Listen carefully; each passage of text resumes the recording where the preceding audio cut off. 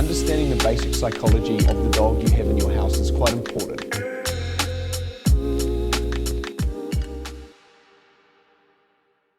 So I'm working here with Mara. You can see she's quite nervous as a whole.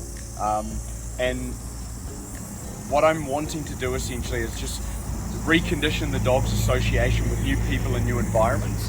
And so there's a couple of ways I can do that. So one thing I can do is I'm going to let Mara explore the environment when she's interested in the environment.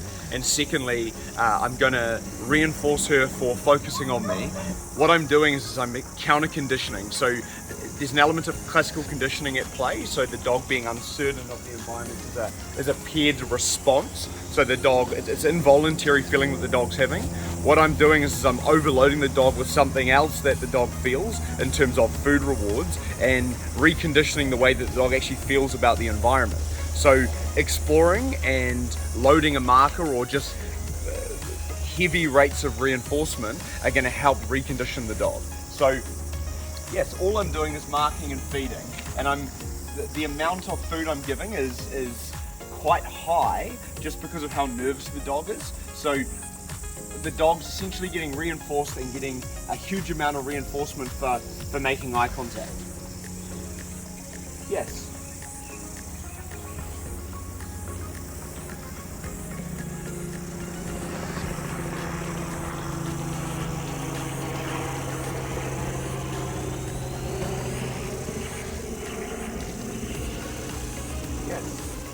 So if you have a dog you're struggling to build a relationship with, this little drill would be where you would start. And what you might find, or what I find with Mara, is if I take her out into the forest or I take her somewhere new, somewhere open space or somewhere where she feels like a paddock at my house or out for a run with my other dog, she's quite confident. But the second I bring her around an environment where it's closed in, she gets very nervous. Eye contact makes her nervous. Yeah, so you can see how much space she's giving, right? That space is an indication she's, like if you ever see a dog that's giving you a lot of space like that, that's an indication the dog's nervous of you or preempting something aversive happening. And so in this case, this dog has a phobia of people entering its space. So when people enter its space, it reacts, it gets nervous, and that's what's causing the dog to actually give that response. So, you know, if you saw a trainer and they were trying to punish the behavior, what essentially they're doing is punishing the dog for showing that they're nervous. Okay, so what happens is the dog stops showing that it's nervous, either shuts down or goes into learned helplessness. And so it looks like it's working, and it looks like you're punishing the behavior. So the dog's stopping the reaction, but the dog is just learning that it can't show warning sign. It's just learning that it can't exhibit the way it's feeling. Therefore, the dog goes, "Oh, you're actually more aversive than reacting." There's times where punishing a behavior is appropriate, and then there's times where it just doesn't actually help the situation. So with a dog like this, punishing her for reacting probably isn't going to help. It's probably going to make it worse, and it's likely going to pair you with the feeling or the response that the dog's giving, and you're just going to go backwards and constantly lose trust. Yes.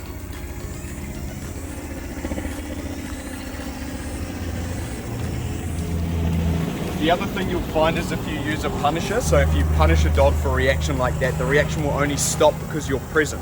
So the second that you're not there, the reaction comes back. So you send the dog back to the owner, the reaction reappears. And this is where a lot of trainers go wrong training dogs for people, is they go, "Oh, the dog does it really well for me, but not the owner." Well, there's no real use in that. If that's happening, it's likely they're just punishing behavior and they're pairing themselves with an aversive, and the only reason it's not happening is because they're present.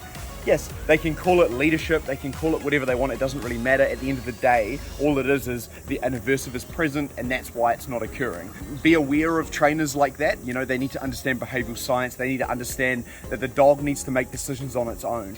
Like I said, there's points where you may have to punish a dog, but that would be a last resort. It wouldn't be the go-to, it wouldn't be the first thing you would do. Go, "Oh, the dog doesn't see you as a leader, you need to be punished."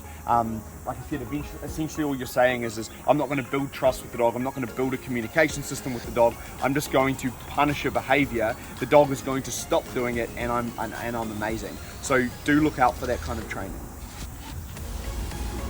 So you can see Mara's starting to warm up now, she's starting to sniff a little bit more. But when she's sniffing like this, any movement around her triggers her again. So here I actually just want to let her sniff and figure with the world out. If she re-engages with me, I'll reinforce her. So she checks in or something. I might call her over. Mara. Yes.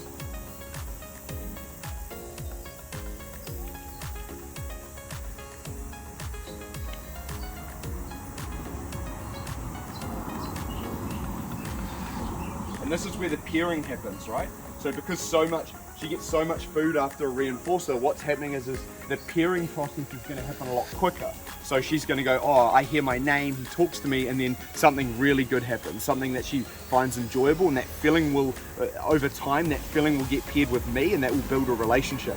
I want to obviously wean her off the reinforcement over time, so at the moment she's on a very thick reinforcement schedule. And then over time I'll go to an unpredictable one, so it'll be very up and down. Sometimes she'll get a jackpot, sometimes she'll be quite thin, sometimes she won't get reinforced, and I'll keep thinning that out over a period of time. So the art of training a dog is how you thin out reinforcement and how you communicate and get the dog to refocus and let the dog make decisions. Yes.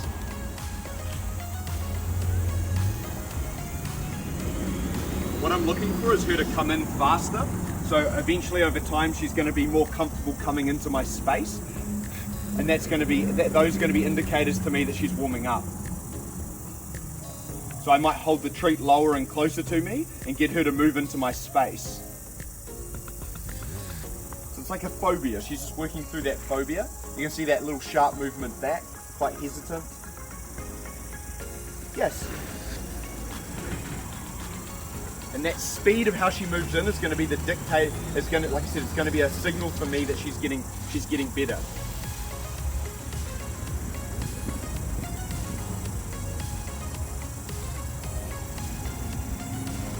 Yes. You can see I'm thinning the reinforcement schedule out just a little bit, and then I'll randomly pick it back up. Yes. So I did 2 reps on a thinner schedule, and then on this schedule she's going to get 3 or 4 jackpots. So 1 mark, 3 or 4 handfuls of food. Yes.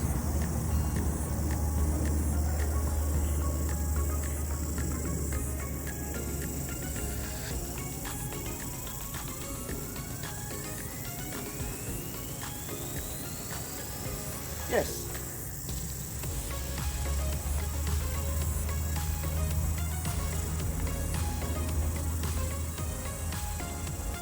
My movement, I'm trying to be very precise with my movement, so I'm not moving too quickly. Yes.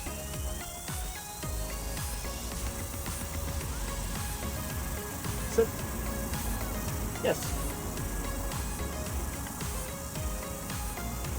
Sit.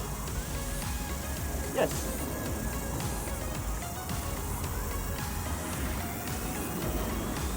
Sit. Yes. Sit. Yes. Sit. Yes. Sit. Yes. Sit. Yes. I'm going to do about 4 sessions today of 5 to 10 minutes long, really short pockets of reinforcement like this, very high rate. So every time she sees me, the thing that she's a bit nervous of, she's getting this huge amount of reinforcement, and she's pairing me with that feeling. Over time that will build our relationship.